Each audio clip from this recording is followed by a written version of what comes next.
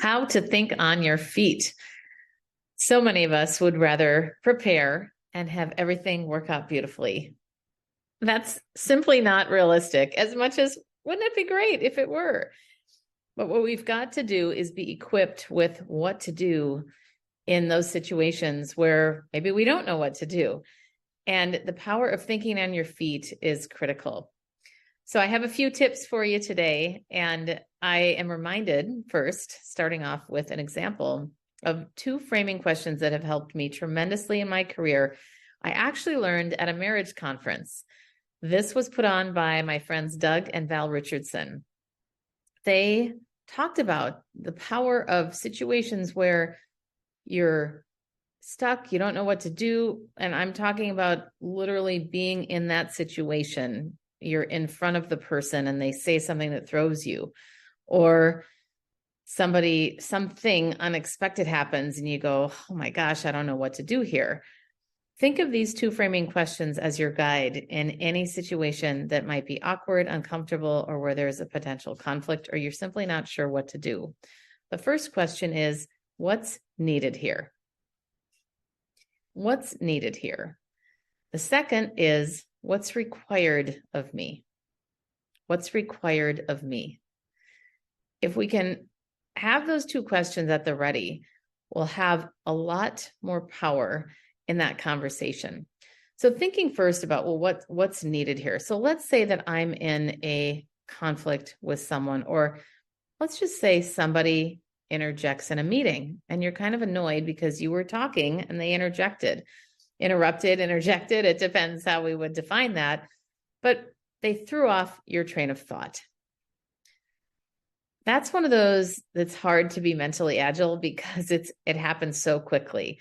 And you've got to decide in that moment what to do. Do you let it pass? Do you let the person go on? Or do you stop and do something about it? So that would be a good example where you could immediately in your mind think, what's needed here? So sometimes what's needed is to allow that person to keep speaking. Perhaps it might be a heated situation, or even if it's not heated, the person needs to speak. Or perhaps whatever the person's saying needs to be heard by the others or by you. It depends if it's one-on-one or if it's a group. Or perhaps what's needed is for that person to stop talking and for other people to be heard. There's a lot of different potential scenarios that could go on. But the first question is really, from an emotional intelligence perspective, it's being attuned to what's happening in the room.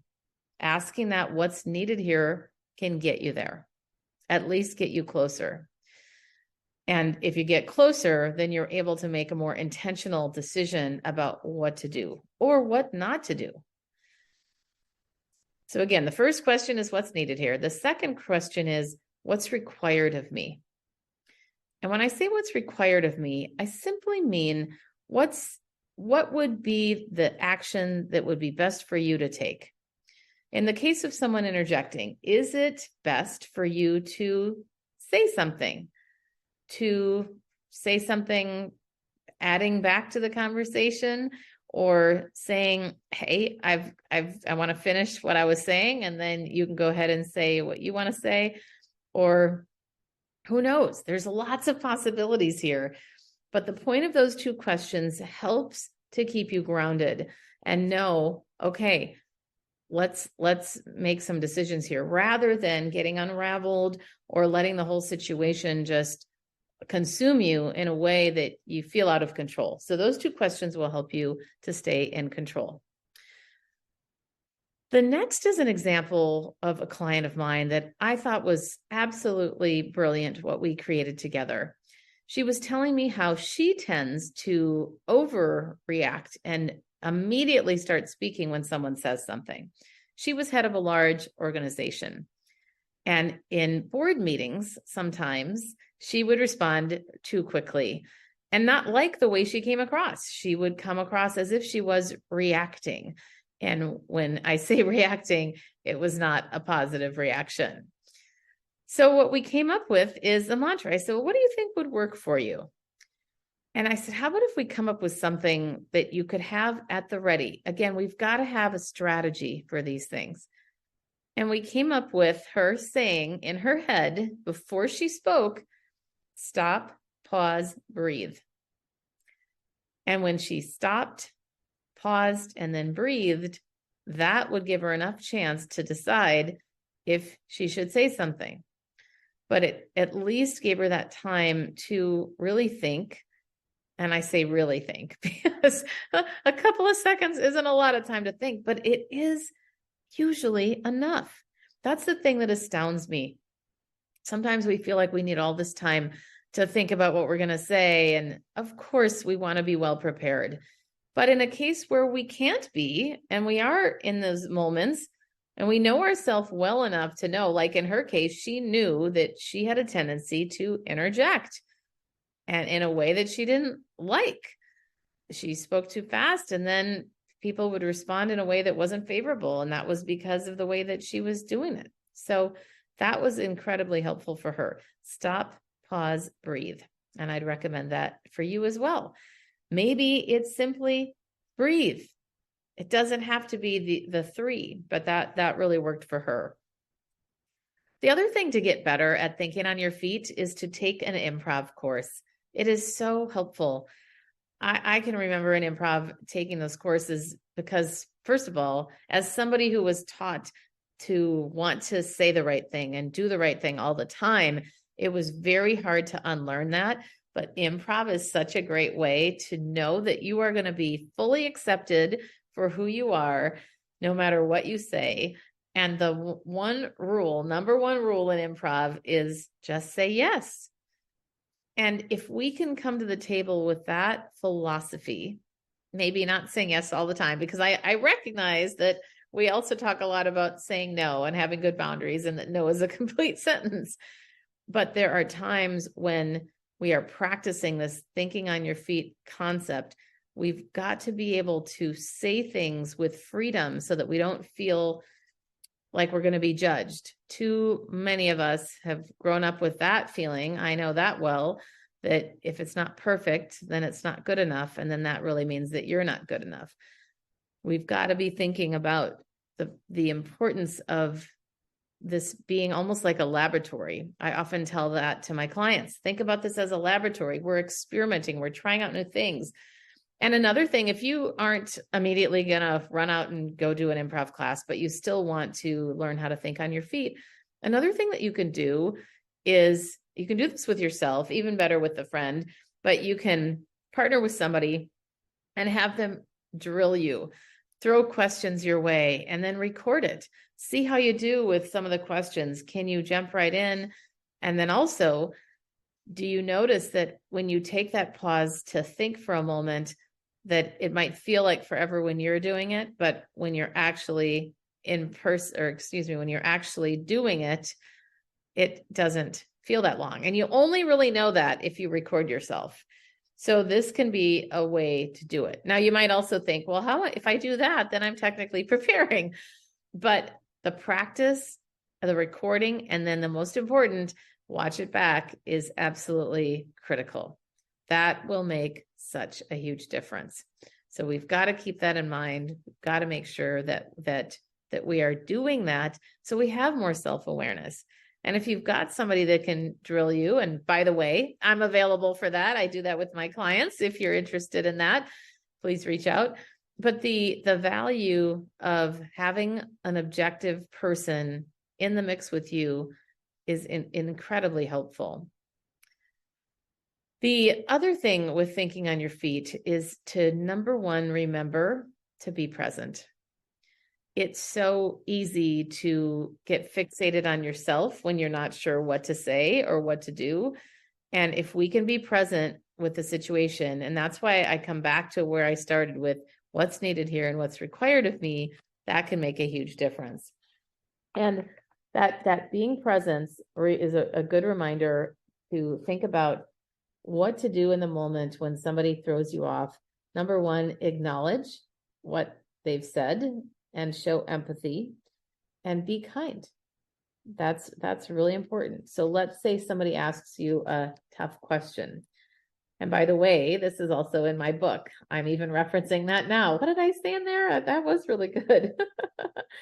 First, pause to compose yourself when somebody says something that throws you off, and acknowledge their question and empathize, if appropriate, of course. So let's say it might be something like, you're absolutely right. Many people do disagree with this. So you've got somebody who disagrees. You can just simply acknowledge that disagreement and move on from there. Or that's a valid concern. Many people have said that. Or another one, I can understand why you feel that way. Notice I didn't say I understand why you feel that way, because none of us can truly understand how someone else feels. But putting the word can in front of it shows that it's not a full-on I understand, but it is I can understand that. There's a subtle difference there. And then repeat the point of your message to stay on track, such as, let's get back to. Those are 3 great words to help any of us stay on track. If you notice that someone is rambling at a meeting or somebody is getting off track, let's get back to is a really powerful phrase to use. Let's review with what I just said. So again, if somebody says something, asks you a tough question, or throws you off, here are 3 potential ways that you could empathize and then move things forward. Number 1, you're absolutely right. Many people do disagree with this. Or number 2, that's a valid concern. Or number 3, I can understand why you feel that way. Then repeat the point of your message to stay focused and on track. That will help you to have some of those tools handy and at the ready to deal with it. And if you don't know the answer, say you don't know. It's okay. Somebody throws you off, say, I don't know, but that you'll get back to them. That's the key. You can't just let I don't know land. You have to say, I don't know, but I'll get back to you. Or I'll check on that. Or maybe if this obviously needs to be an authentic response, but something like, oh my gosh, I never thought of that. Or that hadn't occurred to me. I want to find out more and I will get back to you. And then make sure that you do follow up. One thing that you can do in a meeting, when you have a group of people, is to have a parking lot. You may already be aware of this term, but a parking lot is simply where ideas come out of the blue, perhaps, or from the discussion, but they're not actually part of the discussion. You can park those and then follow up later. So make sure, again, if you got to do what you say you're going to do. If you're going to say that you'll follow up, make sure that you do that. Well, let's wrap up here with these tips about how to think on your feet. Remember those 2 framing questions, what's needed here and what's required of me. Those 2 things have been so incredibly helpful for me in my journey in communication and simply in life, be it a personal situation or a business situation. Having that awareness requires you, though, to also be attuned to what's going on around you. And what is required to be attuned is to be present. And a big way that you can be present is to be focused on other people, not on yourself. Be careful about getting too fixated on, oh, did I say that right? Oh, what are they going to think of me? All these things that we tend to, that naturally happen. I get it. I'm human too. That naturally happen. But when we get fixated on ourselves, we're unable to be fully present with others. So that also requires listening. Being, again, attunement requires listening, paying attention to what's happening. If you loved today's episode, please subscribe and leave a review. It helps other people find the podcast faster, and it certainly helps me. Remember, you too can stand out with unshakable confidence.